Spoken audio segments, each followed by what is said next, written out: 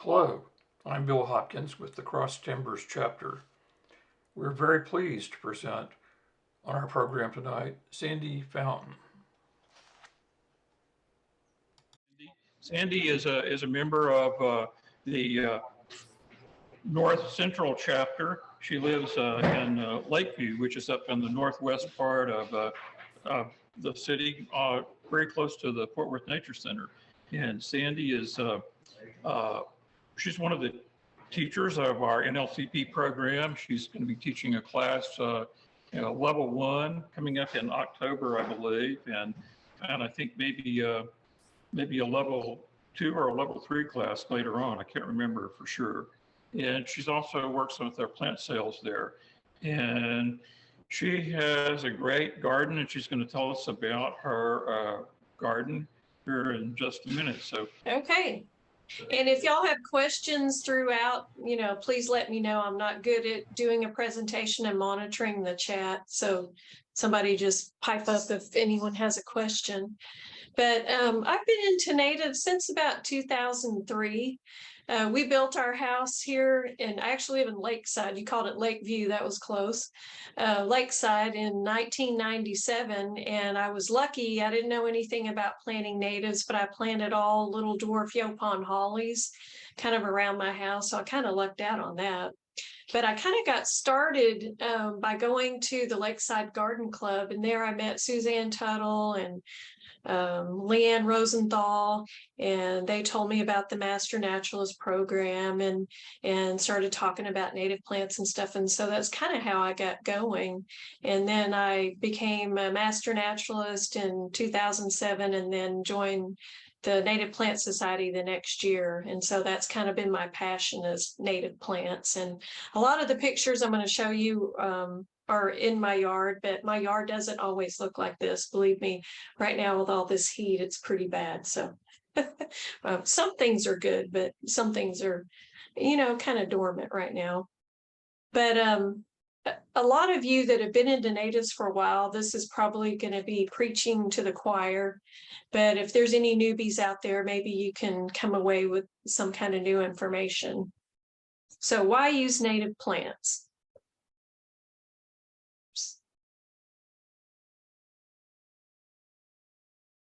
Well, for some reason it's so.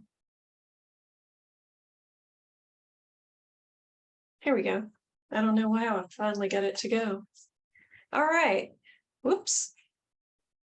Okay, so one reason to use native plants, and there are a lot of reasons, and we'll kind of touch on some of them here, but they're low maintenance. So if you have a lawn, you have to go out and mow it every week, and you have to water it probably twice a week. Native plants, they're easy to grow. They belong in our soils. You don't have to amend the soil or anything. You don't have to use pest control or fertilizer, and you just don't have to mow. So it is low maintenance. Also, we have a lot of declining natural habitats.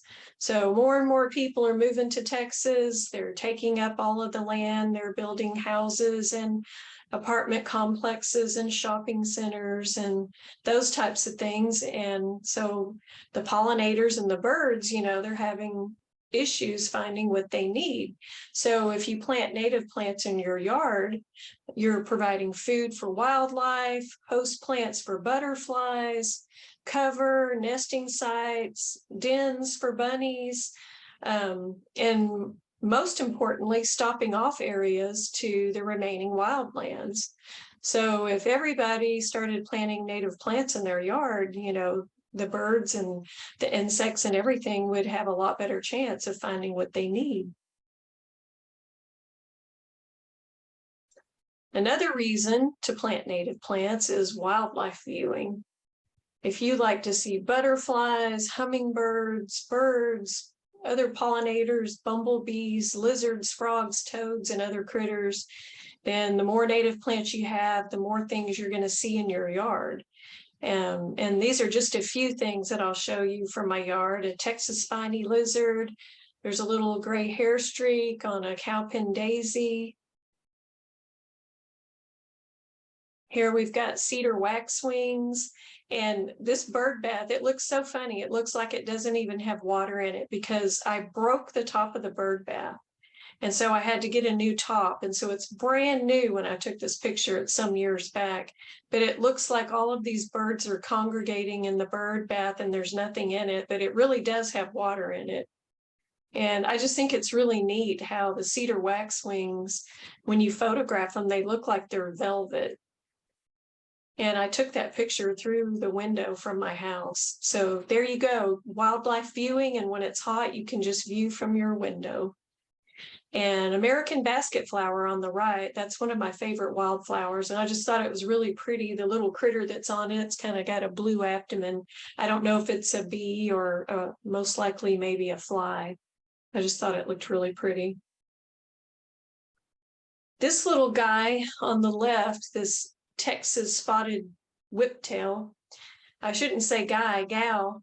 She dug out a little area to lay eggs under this little frog pond.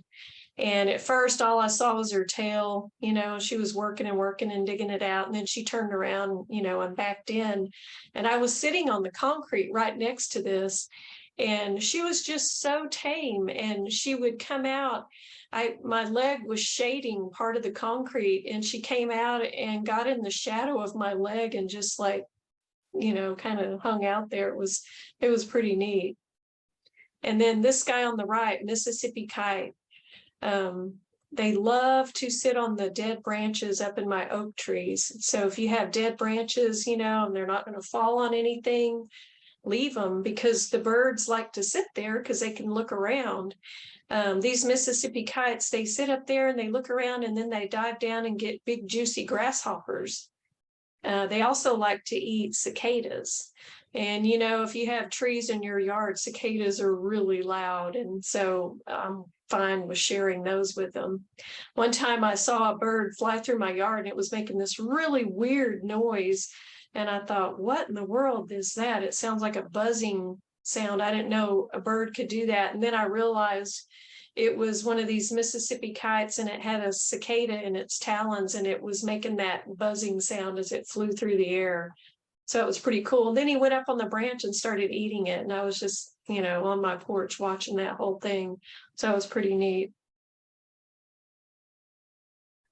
Here we've got assassin bugs on the left and skippers on the right on some cowpen daisies.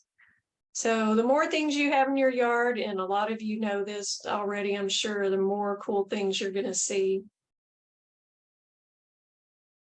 Oh, I forgot I added this slide. There I've got a red-bellied woodpecker. I was sitting in the house taking pictures through the window. I did clean the window before I started taking pictures. That helps. And I was taking pictures of this red-belly, and I took a whole bunch of pictures. And then later, I was looking back at the pictures, and I'm like, that middle picture there, I'm like, that's not a red belly, that's a northern flicker. And I didn't even notice when I was taking the pictures that that guy had shown up. And then I have lots of little eastern bluebirds that like to hang out in my yard. They love eating all the little caterpillars, little soft spiders, nesting, feeding them to their babies. Sometimes they'll eat the little dried fruit in my bird feeders. If I get a mix that has dried fruit, I've seen them do that, but they love to eat berries, beauty berries. What's the other one? Pigeon berries. I've seen juncos eat beauty berries, mockingbirds, wrens, chickadees. So the more plants you have in your yard with berries, the more birds you'll get. But one day, the coolest thing happened. I was out in my yard and I was poking around, looking at everything. And I had one of those white honeysuckles, the native one that she talked about. I believe it's the Lonicera albiflora. I think that's right. And I saw caterpillars on it. Well, I wasn't wearing my glasses. So I thought, yeah, I got to come back out here with my glasses on because I want to identify these caterpillars and, you know, to see, you know, what caterpillar uses that plant as their host plant. So I went back in the house. I kind of forgot. And a couple hours later, I'm like, oh yeah, I need to go look at those caterpillars. So I put my glasses on, I went out there and I started looking and I could not find the caterpillars. They were just gone. So I thought, well, that's really strange. I went back in the house and then I walked into the other room and looked out the window, and up in the trees were lots of little eastern bluebirds. And so they ate the caterpillars. And that's okay. I mean, it's the circle of life. Some of the caterpillars make it to moths or butterflies, and some get eaten by birds. And I've also seen lizards crawl around on what I call my fake tree, that I have a vine growing, and eating the little Gulf fritillary caterpillars. So it's just all a balance.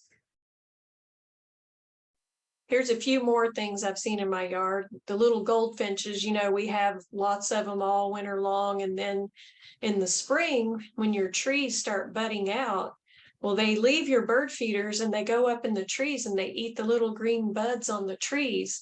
And it causes the males to molt and get this really pretty yellow color. And that way they can attract the females for mating. So once they get their pretty color, though, the bad thing is about 90% of them pretty promptly head north, and they go up to Arkansas to my uncle's house. They go up to Maine where my sister lives, and they mate up there. And about 10% of them will hang around here for a couple of weeks, and you know, you might get to see them before they leave. Also, I've had painted buntings. They don't really hang out in my yard all summer, but when they first got here in early spring, early April, when they first came through, or probably mid-April, I had a couple of males that just hung out and rested in my yard, and you know, until they were ready to move on. I kind of have a tall forest behind my house, and painted bunting's kind of like more of a scrubby, kind of shorter shrubs and things to nest in. So they moved on probably to the Fort Worth Nature Center to nest and have their babies. Okay, so that was all the critters you can see if you have native plants, and I'm sure you can see a lot more of that too. But another reason to plant native plants is because they're pretty. If you have all of this salvia blooming and hummingbirds all over it, you know, because they love the red and the tubular shaped flowers. This is Salvia coccinea. I mean, that is just so pretty. And what about beauty berries? The berries on them are just almost otherworldly. They're so pretty. Another reason to plant native plants is water conservation. So, you know, you have to water your lawn a couple times a week. But a lot of the plants that grow here, and like this rusty blackhaw in this picture, they grow in the woods behind my house. A lot of people on my street, well, a few people on my street actually had one growing in their yard when they moved in. That's where they want to be. The soil is right, everything's right for them, you know, right here where I live. And they've lived here for thousands of years without anyone watering them. So, you know, it's a great plant to have unless you're in an extreme drought. You really don't need to water them at all once they're established. And that's true of red buds and Mexican plum, Eve's necklace, if I didn't already say that. All of those grow right here in you know, Tarrant County, and this is what they're used to. So a lot less water.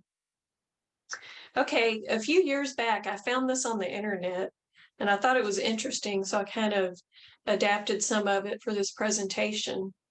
It's 8 urban legends why some people will not use native plants, and we'll touch on each one of these. So the first one is native plants are messy. So one of my neighbors decided he was going to go native. And so he just stopped mowing his yard and he was going native. Well, something grew in his yard, and it grew about 1.5 feet tall, and it was all over his whole front yard. And guess what it was? It was that beggar lice thing, those little fuzzy things that stick to your socks and stick to your dog. Well, they're not native. So, you know, if you're lucky enough, and you live on a prairie remnant and you stop mowing your yard and the prairie returns, that's pretty awesome. But a lot of times in neighborhoods, you know, they scrape all the topsoil off. And if you just suddenly stop mowing and think you're going native, it doesn't always work that way. But lawn is actually, well, native plants are not the absence of landscaping, and barren lawn is the absence of landscaping because there's really nothing there. It's like a desert. There's nothing for insects. You know, you're mowing it every week. You're cutting off the little seed heads. I mean, there's really nothing there unless you have a native lawn, you know, like turfalo or, you know, buffalo grass, those types of things, and you don't have to mow it all the time. And it does have seed heads, and it is a host plant for skippers. So, you know, lawn is the absence of landscaping. But you can go native from a non-native yard fairly easily by following these three principles. And you don't have to do it all at once. If you have a small yard, you might be able to, but if you have a really big yard, that would be a lot of work to do it all, you know, at one time. But you can reduce your lawn by 50%, plant densely and in layers, and plant communities instead of single specimens. So if you want to plant Salvia greggii, don't just plant one Salvia greggii, plant 3 or plant 5. Or if you want to plant fall aster, plant 3 or 5. And that way, when they bloom, it just looks that much more spectacular. So some people might think this is messy. I think it's quite beautiful. But I mean, there are some perennials that were planted in there, and then there were a lot of wildflower seeds that were kind of tossed around in there, and there's a lot going on. If this is too messy for your neighborhood, if your neighborhood has rules, you don't have to do it this way. You can do it as messy or as neat as you want.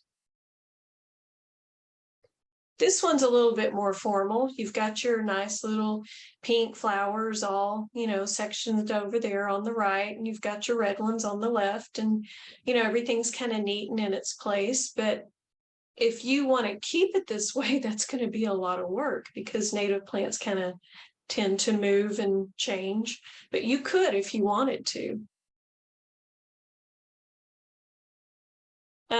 This one kind of looks formal. It's got a rock border around it, and actually all of the plantings in my yard have rock borders around them. A few you know, near the house, I think there's some kind of paver type things that we use. Actually, I think we took all of those out. Yeah, I think we did. But I think rocks look best because they look the most natural. And it's amazing. You can create a new garden, do your lasagna gardening thing and get your garden going. You're thinking, oh, what is this going to look like? And then you put the rocks around it and it's like magic. It just suddenly looks like a plan, a design, and you can do almost anything within those borders of those rocks, and your neighbors are going to think it looks good. So the paradigm, let me see if I can move this out of the way so I can see this. In the past, the paradigm has always been decide where you want to do plantings and fill the rest in with lawn. But what if we break that paradigm and you decide where you want to walk and put the lawn there where you want to walk, if you have to have some lawn, and then heavily plant everything else? And when you do that, you can create outdoor rooms, and you can do that one room at a time. So if you have a really big, huge yard, you know, and you can't do it all in one year, you know, just each year create another room. So the lawn and your rock or whatever your border is kind of shape your rooms. So you've got all these rooms here. And actually, these two rooms got joined together. and some people came to my house one day and they got out of their car and they parked on the street. And I was watching them through the window and they were trying to figure out how to walk up to my front door. And because I had joined these two together and there was nowhere to walk. And so we ended up putting a path in there so people could walk through. But the trees and the shrubs kind of add structure that become the walls of your rooms. And then your ground covers and your mulch become the floor.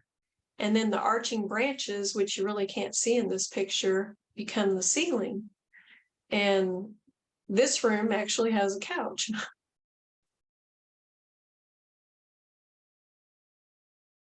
So legend number 2, native plants can't be used formally. So I looked and looked around on the internet and I'm like, okay, I'm going to find some pictures of some native plants used formally. So here you've got 1, 2, 3 Synesios right in a row, feathergrasses all lined up, yuccas all in a row with a border of lawn around it, Salvia gregii is all in a row. So, I mean, you can do that. You can make it look formal if you want to. This one looks more natural, but, it's got kind of a path through it, but still things are kind of in their place. These look really formal. You've got these in a row, you've got this square structured thing in the middle. This one, I mean, I can't tell for sure if these are all native plants. I see yuccas. This could be a Greg's Mistflower here, and it's got concrete all around. It's got this formal concrete little pond in the middle. So you can do formal, with native plants. It'll work. And then legend number 3, dense plantings can't be attractive. Well, these are dense. I think they look pretty darn good. This is actually that one I showed you that looked formal. It had all the pink flowers over here, and I told you things change and move. Well, these little pink flowers kind of moved around and filled in, and other plants have filled in. I've changed some things. It's gotten pretty darn dense in here. This is actually in the same garden, just from a different view.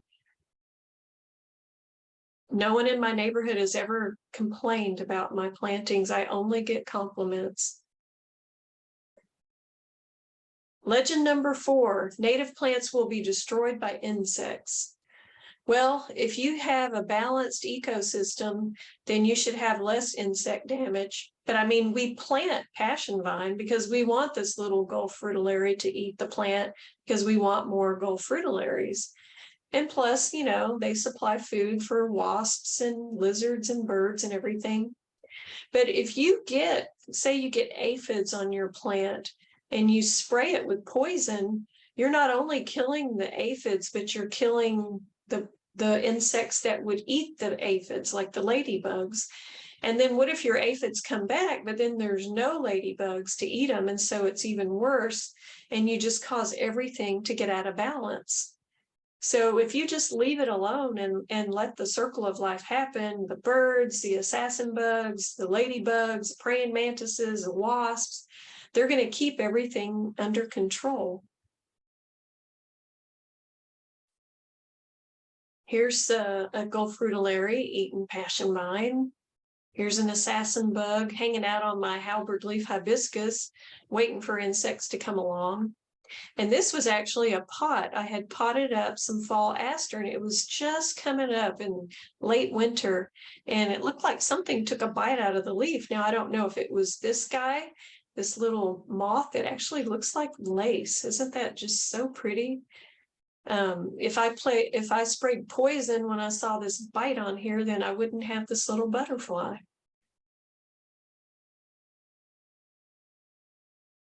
Legend number 5, native plants are not as pretty as non-natives. Well, not all of them are real big and huge and showy, but some of them are just really pretty. I mean, this is like Pepto-Bismol pink. It's like a little miniature hibiscus, and like I said earlier, beauty berries. I mean, you just can't beat the color of these berries. They're just spectacular. There are a lot of really pretty native plants. Here's some more of them. Here we've got fall asters all blooming.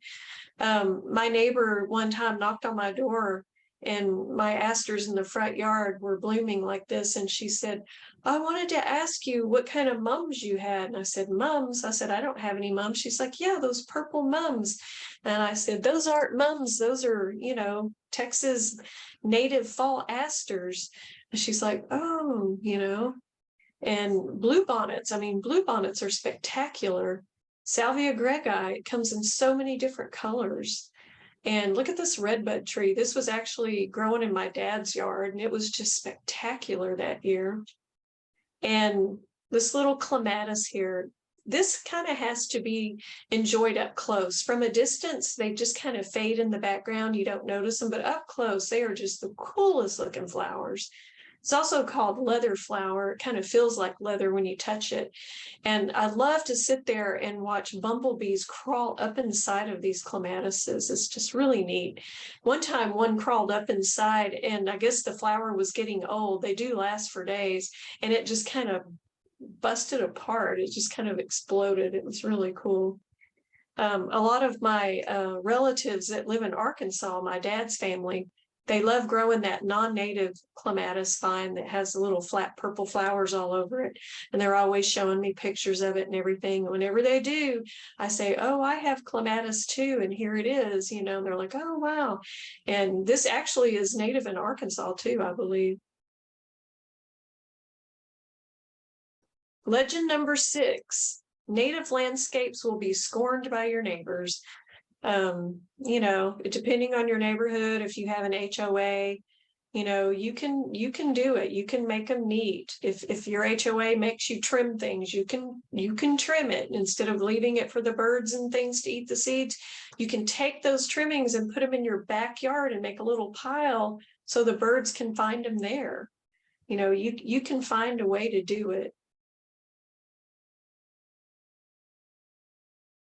Legend number 7, native plants attract vermin such as snakes. Well, yeah, we do have copperheads in our neighborhood some years, not every year. You know, a few years back we had quite a few, but you just have to use common sense. Don't step in 3-foot tall Greg's Mistflower, you know, without boots on. Just use common sense and, you know, always watch. And it was interesting. I kind of looked on the web for how many people die from snake bites in the US, and it said on average 5 Americans die from snake bites each year, which for the whole United States and all the millions of people that live there, that's not very many. And it said more people die from toasters, chairs, and the common cold. So I thought that was, you know, pretty funny. Here's some of my vermin in my yard. This little anole, he was sleeping. He was so tiny because this is actually blue mist flower leaves. And these leaves are only, what, about 1.5 inches long. He was just itty bitty tiny. His little tail kind of went, but he was sleeping just on top. And I was like, boy, you better move because a bird's going to come along and snatch you up and gobble you up. And here's a garden spider. So some vermin's pretty nice. And then legend number 8, native plants are too expensive. Well, if you go to Weston Gardens, maybe you're going to pay $12 for a gallon perennial that's native, but that will last you for years, and most likely it'll spread and you'll get new ones, and you know, from just planting that one plant. If you come to the Native Plant Society plant sales, you can get a gallon for $8. I mean, but lawns, if you think about it, all that water you have to put on them, and you have to have fuel for your lawnmower, and depending on what kind of lawn, maybe you have to fertilize it. And native plants, you know, all you have to do is trim them once a year, maybe mulch them, you know, every few years, put a little compost. You can make your own compost even. And native plants, like trees, they shade your house, which reduces your air conditioning costs. I have, in my 3/4 acre yard, I think I have like 80 trees. And I love my trees.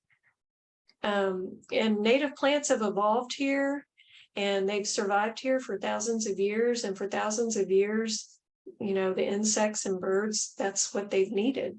You know, that's what belongs.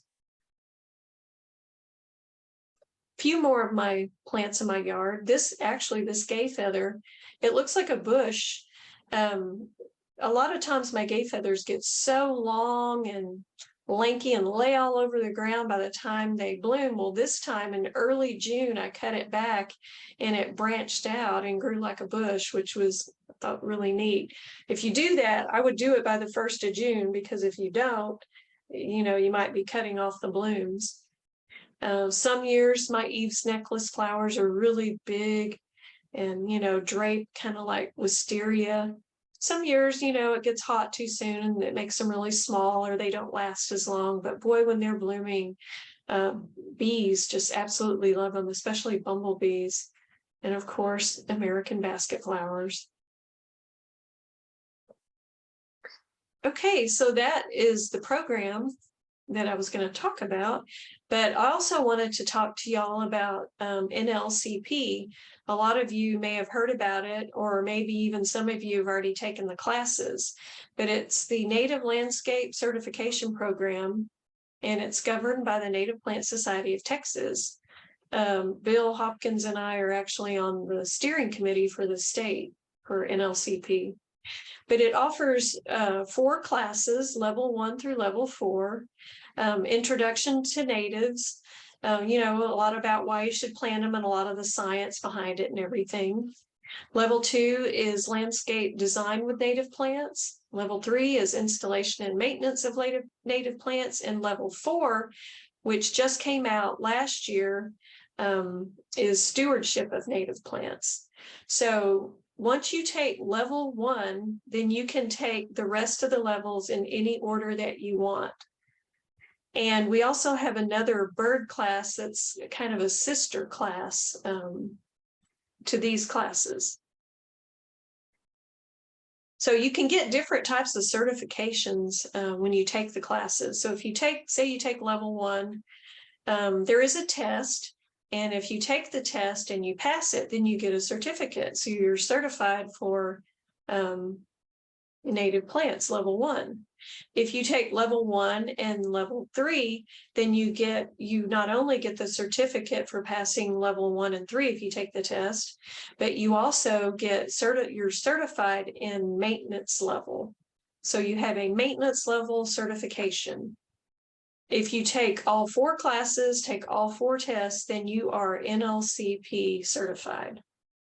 So what you can do with these certificates, these certifications, you can post them on your business cards, you can put them on your resumes, you can use them in advertising if you own a nursery.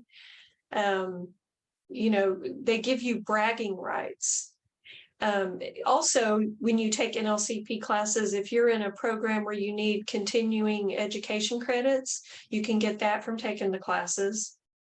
And also, if you get certified in any one of, if you take level 1, you take the test, you pass it, you can be an instructor for level 1 if you would like to do that.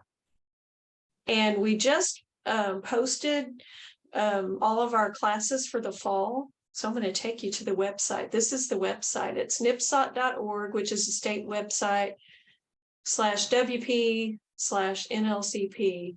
So I'm going to take you there. And so here are all the classes that you can register for. And I think level 1 is $45 for everyone. And I think the rest of the levels are $55 unless you're a NIPSOT member, and I think it's $45. But when you click on these to register, it should show you. But these are the classes that are being offered: San Antonio chapter, Dallas. Our chapter, the chapter that I'm in is the North Central chapter. So we just put Tarrant County so people would know. So on 10/8, we're going to do level 1, introduction to natives. So if you wanted to register, you can click on that and get some more information, and tells you who the instructors are and how much it is, that type of thing. Sandy, the website's not coming up. I still see your program. Oh, okay. Let me fix that right quick. Thank you, Suzanne. Let's see. It's this one. Okay, so let me go back. Okay, so when you first click on that link, you get the whole Native Landscape Certification Program website, and it shows all the classes that are offered. So here, here's Tarrant County or Dallas. We're actually, the Dallas chapter and the North Central Texas chapter, we do a lot of the classes together because we do what we call hybrid classes. So the first day, which is a Saturday, we do everything on Zoom. And so we do that together. And we can have, you know, quite a few people, like maybe we allow, I believe, 40 people for each chapter to sign up. So that would be 80 people on the Zoom class. And then the second day of the class, the plant, which is a plant walk. Well, the people that signed up with Tarrant County, they go to the Tarrant County location, and then the Dallas people go to their plant walk in Dallas. So it works out really nice. We're also doing Collin County, which is north of Dallas. They're doing the bird class. They're teaching the whole thing on Zoom. We're also, you can sign up with Tarrant County or Dallas, and then so you can take the bird class with Collin County, but then the actual plant walk will be in Tarrant County. So that works out pretty good. We're doing like a 3-chapter conglomeration here. But if you want to, you know, click on it and get more information, and then you can register.